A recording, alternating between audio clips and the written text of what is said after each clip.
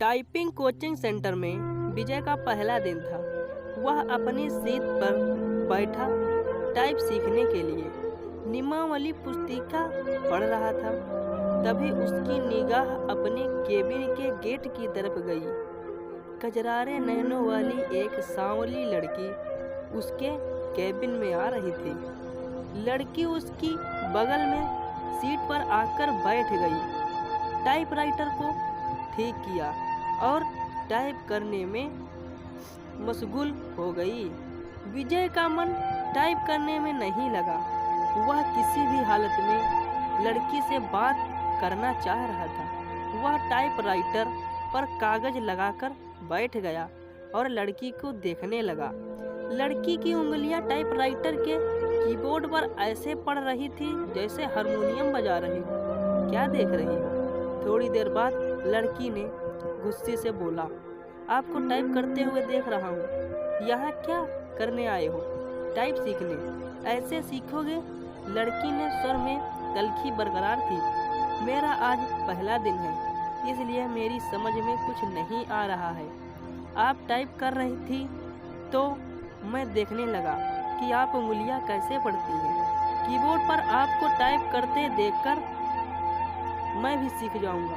यदि इसी तरह मुझे ही देखते रहें तो आपकी यह मनोकामना कभी पूरी नहीं होगी। लड़की फिर टाइप करने में जुट गई।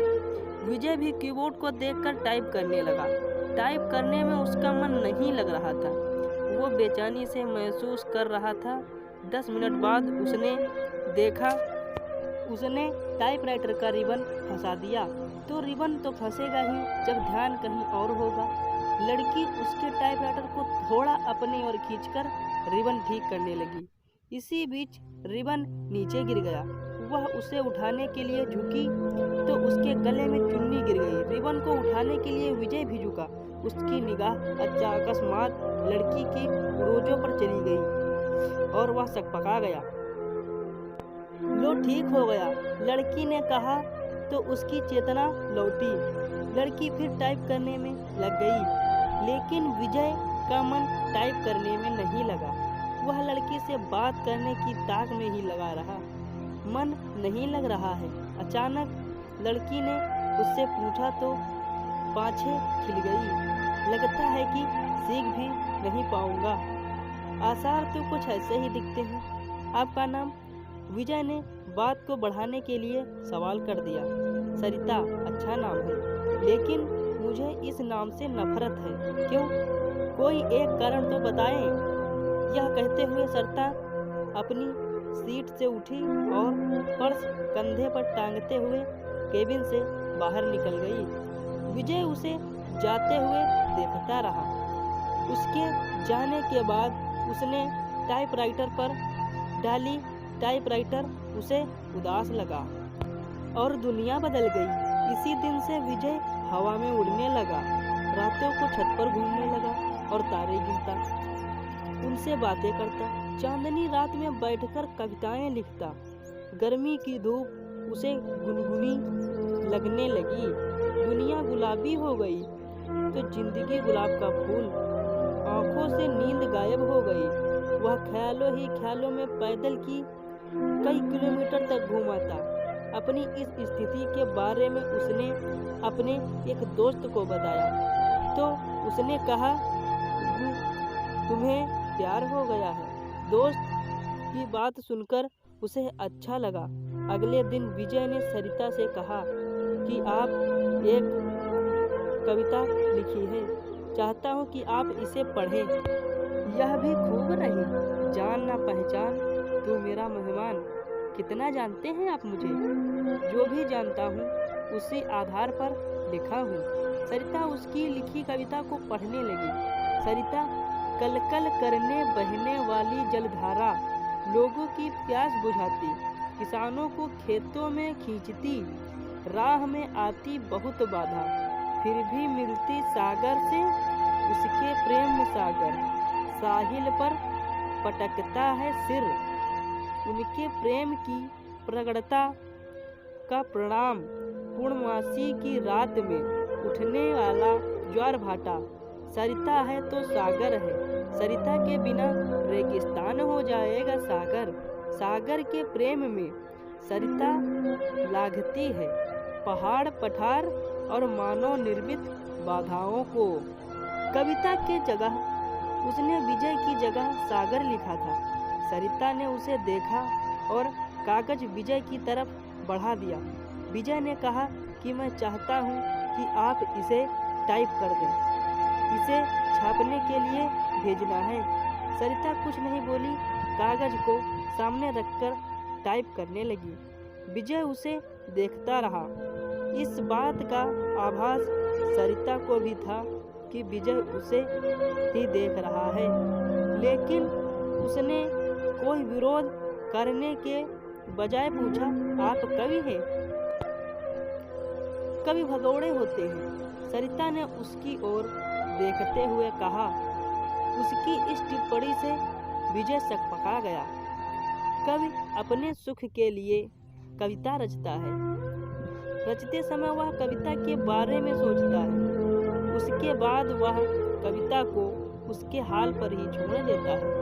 कविता जब संकट में होती है तो कवि कविता के पक्ष में ही खड़ा होता है। यह आप कैसे कह सकती हैं? मैं समझती हूँ कि आदमी की जिंदगी भी एक कविता है। मेरी जिंदगी एक कविता है। मेरी जिंदगी मुझे अच्छी नहीं लगती, इसलिए कविता भी मुझे अच्छी नहीं लगती। अरे वाह, आप तो कवि हैं। अभी आपने जो कहा वह तो कविता है। कविता नहीं, कविता का प्रलाप है, उसकी वेदना जो उस कवि के कारण उपजी है जिसने मेरी जिंदगी की रचना की। इतना कहकर सरिता केबिन से बाहर चली गई। कैसी है यह? विजय ने सरिता को टाइपराइटर को देखा। लगा जैसे टाइपराइटर किसी के शौक में गीत की रचना के मशगूल है। प्यार की खुशबू। आज उन्होंने बातें अधिक की। उनके वार्तालाप को देखकर टाइपिंग इंस्टीट्यूट चलाने वाली मैडम ने उसके पास आकर कहा कि आजकल तो तुम काफी खुश हो सरिता। बदले में सरिता केवल मुस्कुराई। विजय भी मुस्कुराया। तो क्या मेरे इस प्यार की गंध इसे भी लग गई?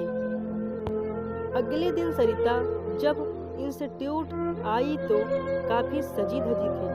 नया गुलाबी सूट पहने थी। बालों का स्टाइल बदला हुआ था। विजय को सरिता का यह बदला रूप अच्छा लगा। वह अपनी भावनाओं को दबा नहीं पाया। बोला, काफी सुंदर लग रही हो।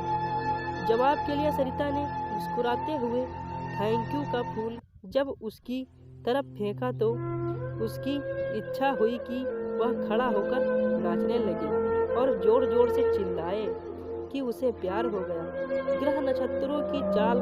आदमी जब निराश होता है या फिर लक्ष्य के प्रति उसकी स्थितियां साफ नहीं होती हैं तो वह धर्म और ज्योतिषी के शरण में चला जाता है। विजय की भी हालत कुछ ऐसी ही थी।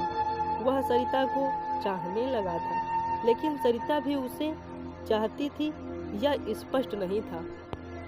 वह अपनी बेरोजगारी से भी परेशान था। घर वाले शादी के लिए अलग से दबाव डाल रहे थे, लिहाजा एक दिन वह ज्योतिषी के पास चला गया। नौकरी पाने के लिए वह ज्योतिषी से नुस्खे पूछता रहता और सोचा कि प्रेम पाने के लिए भी ग्रह नक्षत्रों की जान लेनी चाहिए। नौकरी के लिए वह ज्योतिषियों से भी कहता कि आपकी कुंडली में काल सर्प दोष है जो आपके शुभ कार्यों में बाधक है। इसकी शांति के लिए घर में मोर के पंख रखे और प्रतिदिन उसे 2-3 बार अपने शरीर पर घुमाएं। सोमवार के दिन चांदी से बना सर्प का जोड़ा शिवलिंग पर चढ़ाएं। नित्य श्री गणेश की जय उपासना करें। धैर्य पूर्वक ऐसा करने पर ही रोजगार प्राप्ति की संभावना बनेगी। विजय ने अभी तक उसके बताए हर नुस्खे को आजमाया, लेकिन आज तक कोई संभावना नहीं बनी। शिकायत करने पर वह कह देता कि आप पर भाग्य गणेश शुक्र है कि मानदशा चल रही है। शुक्र के बलवर्धन के लिए शुक्रवार के दिन 5:30 रत्ती का ओपल चांदी में जड़वाकर दाहिनी माध्यम के धारण करें। दोस्तों, इसी तरह की मज़ेदार कहानियों के लिए इस चैनल को सब्सक्राइब करें।